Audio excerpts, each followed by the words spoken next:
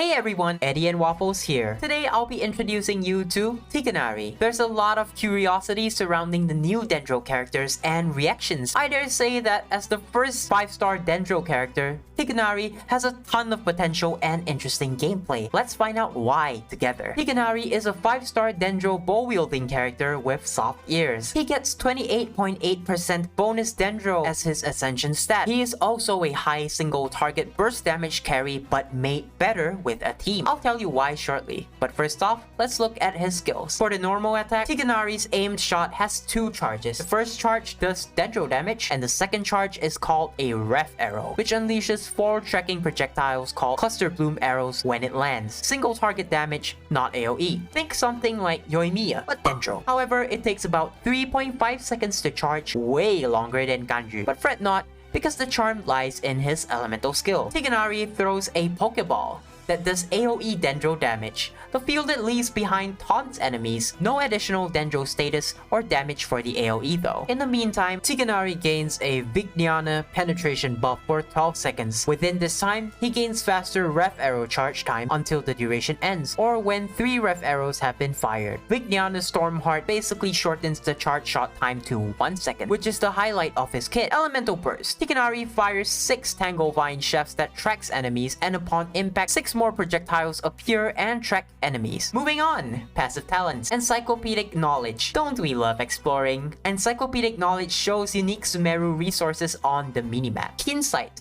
Firing ref arrows increases Tighnari's elemental mastery by 50 for 4 seconds. Scholarly Blade. Every point of elemental mastery Tighnari has will increase his charge attack and elemental burst damage. Primal gems required, Constellations. C1 increases charged attack crit rate by 15%. C2 enemies in the elemental skills AoE taunt gives him a 20% Dendro damage bonus. Lasts up to 6 seconds if the field duration ends or if there's no enemies in the AoE. C3 increases elemental burst level by 3. C4 when his elemental burst is used, all nearby party members gain 60 elemental mastery for 8 seconds. If the elemental burst triggers a Dendro reaction, it increases their elemental mastery by another 60. Triggering Dendro reactions refreshes the duration of the buff. C5 increases elemental skill level by 3. C6 decreases ref arrow charge time by 0.9 seconds, producing 1 additional cluster bloom arrow upon hit, which does 150% of Tighnari's attack as damage. From my point of view, C1 and C2 are great constellations to have, but fortunately Tighnari isn't too reliant on constellations.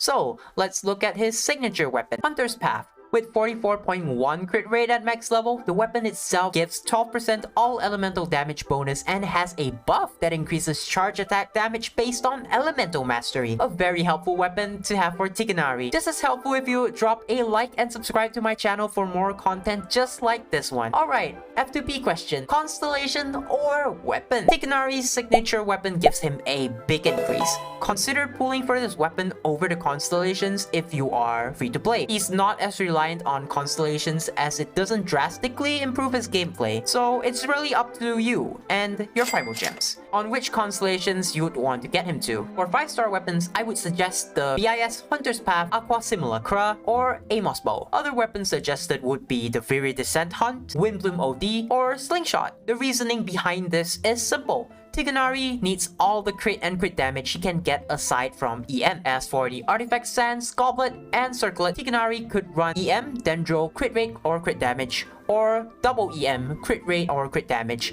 for main stat. For substats, prioritizing getting crit rate and crit damage, or set bonus, Wanderer's Trope, and the new Sumeru artifact set are both good options. Team comps.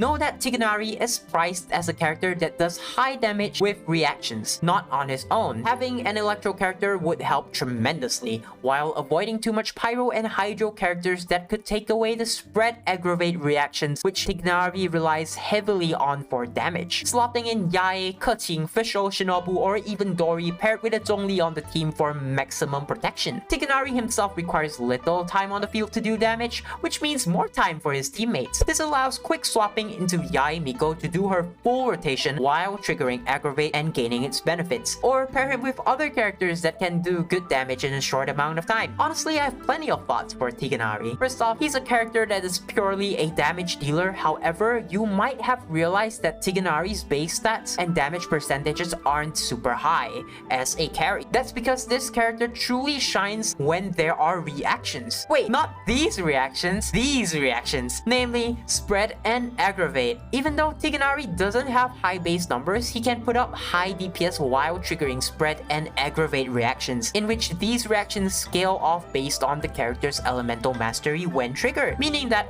higher elemental mastery equals higher damage with reactions. Let's have a look at his passive talents again, where it all adds up. The conversion for EM into damage is pretty good for Tighnari to build elemental mastery and be rewarded. Not to mention his BIS weapon scales with elemental mastery as well. HOYO-versus obviously trying to show and tell us that Dendro gameplay is going to be centered around reactions. The ultimate question here is, should I pull? Well, if you're new to the game and you're looking for a carry, you could consider getting Tighnari. If you've been playing for a while and have no problems with Spyro Abyss or Genshin content in general, then Tighnari might not be necessary. But in all honesty, if you like his style, gameplay, soft ears, or if you're excited to try out all the new Dendro reactions, Tighnari is for you. That's all for this time. I'll see you next time.